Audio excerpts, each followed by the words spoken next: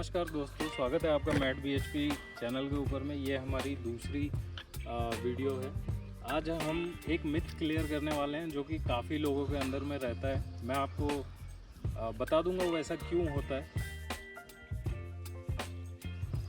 आज हम डिस्कस करेंगे कि एक सुपर बाइक को मेंटेन करने में बहुत ज़्यादा एक्सपेंस आता है या नहीं आता है। बहुत सारे लोगों का ये मिथ रहता है कि एक सुपर बाइक ओन करने में ख़र्चा बहुत ज़्यादा है या फिर ख़रीद लिया तो मेंटेन नहीं कर सकते हैं। ऐसा कुछ भी नहीं है। मैं कुछ एक बेसिक अपना एक्सपीरियंस आप लोगों को बता देता हूँ। इससे पहले मेरे पास में थी ट्रैम्फ की स्ट्रीट ट्रिपल। उस समय पे मैं ब्लॉगिंग नहीं करता था, तो मैंने अभी रिसेंटली ब्लॉगिंग शुरू किया। देखिए, एक सुपर बाइक को मेंटेन करना, मैं मेंटेनेंस का बता रहा हूँ, मैं फ्यूल कंजप्शन नहीं बता रहा हूँ। ध्यान रखिए प्लीज़। अगर आप लोगों को ऐसा लग रहा हो कि मैं फ्यूल कंजप्शन को इंक्लूड कर रहा हूँ तो वो मैं नहीं बता रहा हूँ। मैं आपको बेसिक मेंटेनेंस बता रहा हूँ। देखिए, हर 500 to 600 या 700 किलोमीटर्स के ऊपर में फर्स्ट चीज़ जो एक सुपर बाइक को चाहिए होती है वो होती है चेन क्लीनिंग। ठीक है, तो मैं अंशिका को बोलूँगा एक बार चेन दिखा दो पापा। एक्चुअली आज मेरी जो ब्लॉगिंग कर रही है वो मेरी बेटी कर रही है, तो मे भी आप लोगों को वीडियोस अच्छे ना आ पाए। तो इस तरफ से बेटा, इस तरफ से दिखा दो, चेन दिखा दो। तो आप देख सकते हैं ये जो चेन है, चेन देखिए कितनी क्लीन है। और वैसे मैंने अभी इसको 150 किलोमीटर के आसपास क्लीन करने के बाद में चला है, 150 या 200 किलोमीटर के आसपास में। तो आपकी जो चेन है वो चेन क्लीन होनी चाहिए। ओके, पीछे तो आपकी जो चेन है वो क्लीन होनी चाहिए। जो कि सबसे मेन चीज़ है वो चेन ही है। ओके, बाकी सब चीज़ें साइड में। सबसे मोटा खर्चा अगर आपका आता है तो वो आपकी लापरवाही की वजह से आता है। कोई बड़ा बम या कोई बड़ा साइंस नहीं है यार एक सुपर बाइक को ना मेंटेन करना। कोई, मैं नहीं समझता हूँ कि बहुत बड़ा कोई खर्चा पॉकेट से आता है। ओके सेकंड चीज़, आ जाते हैं फ्लूइड्स के बारे में।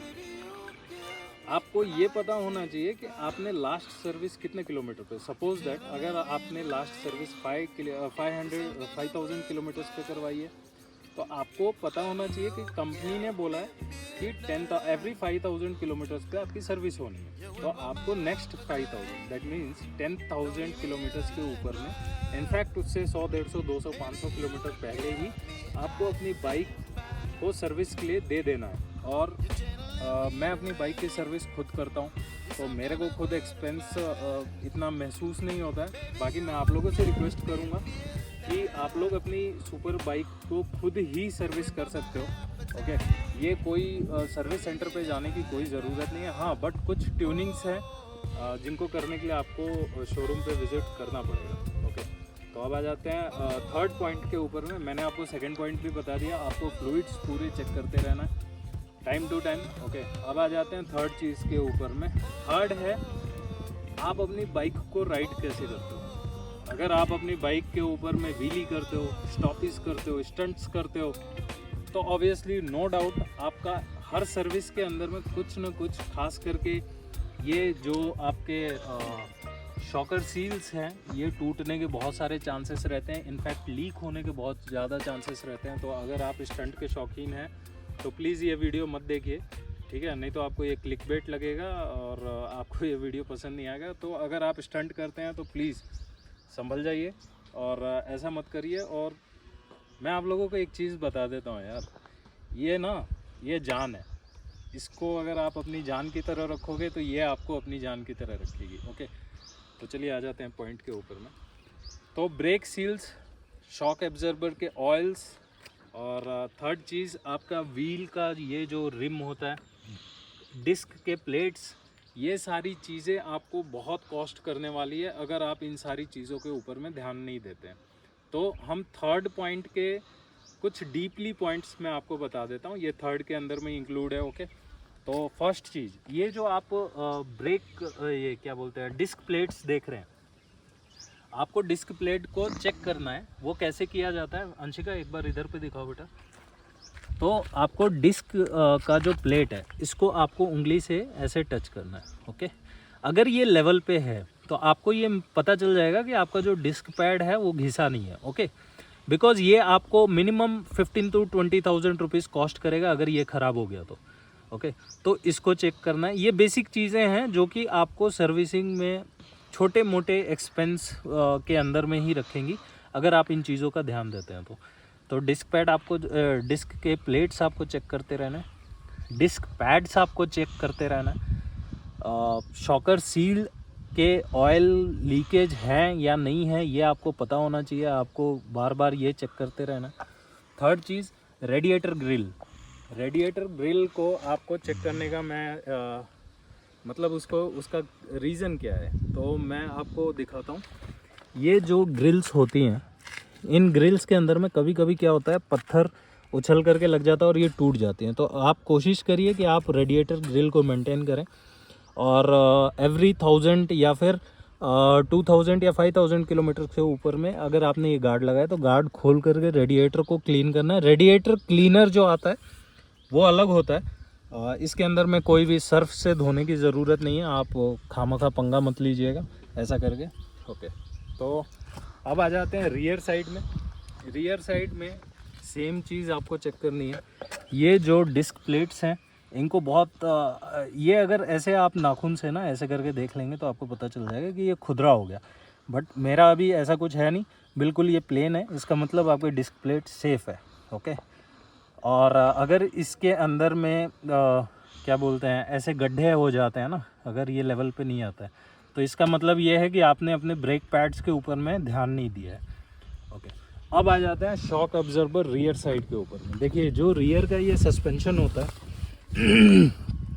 इसको आपको अगर आप व्हीली स्टॉपी या फिर स्टंटबाजी करते हैं तब तो ये आपका चेंज होना ही होना है, उसमें कोई डाउट नहीं है।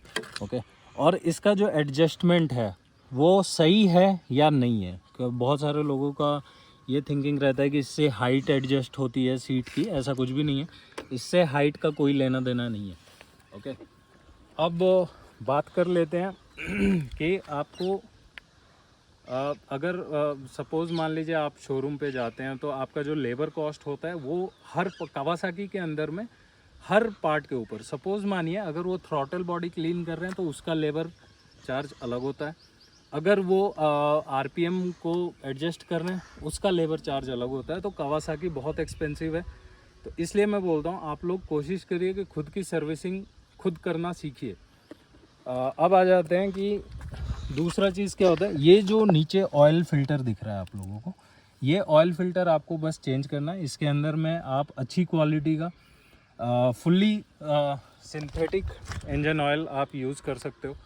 ओके, ये छोटे मोटी चीज़ें हैं, तो अप्रॉक्स मान करके चलिए कि आपका हर सर्विस अगर आप खुद करते हो तो सर्विसिंग कॉस्ट मतलब सामानों का जैसे इंजन ऑयल हो गया, ब्रेक फ्लूइड्स हो गया, अगर आप खुद से सर्विस करते हो तो ज़्यादा से ज़्यादा 4 या 4,500-5 हज़ार रुपये का आपका एक्सपेंस है। ओके, अब आ जाते हैं कि अगर आप सर्विस सेंटर में जाते हो, देखिए अगर आप सर्विस सेंटर में जाते हो एवरी 10,000 किलोमीटर या 5,000 किलोमीटर के बाद में, तो वो मैंने जैसा कि आपको पहले भी बताया हर चीज़ का लेबर कॉस्ट अलग है, तो आपको आराम से 7 से 8 हज़ार रुपये का सर्विसिंग कॉस्ट पड़ जाएगा कावासाकी के अंदर में।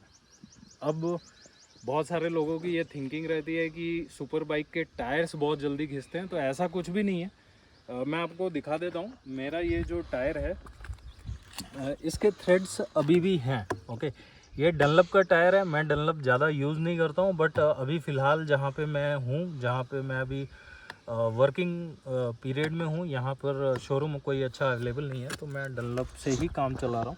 तो देखिए ये जो थ्रेड्स होते हैं ये तब घिसते हैं जैसे कि अगर आपकी रनिंग ज़्यादा है इन द सेंस अगर आप दिन भर में अगर 200 या 100 किलोमीटर हाई स्पीड्स पे चलाते हैं तो आपके टायर बहुत जल्दी घिस जाएंगे।